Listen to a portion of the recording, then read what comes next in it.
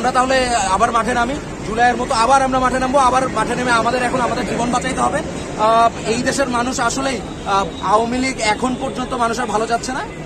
আওয়ামী লীগ এখন পর্যন্ত মাঠে নেমে নাশকতা করছে, কিন্তু স্বরাষ্ট্র উপদেষ্টা সেটা করতে পারে নাই। আমরা কি কয়েক মাস আগে দেখেছি তারা অপারেশন ডেভিল হান্ট নামাইছে, কিন্তু সেটাও আসলে কোনো ফলপ্রসূ ফল নিয়ে আসতে পারে নাই। কেন আনতে পারলো না সেই জবাবটা আমরা আজকে শেষবারের মতো যাবো।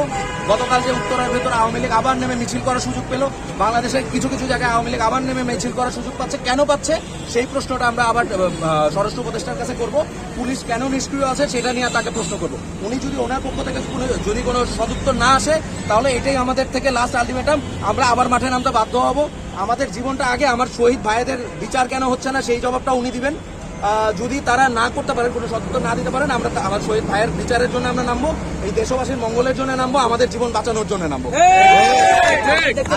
আপনার কাছে একটি প্রশ্ন যে আসলে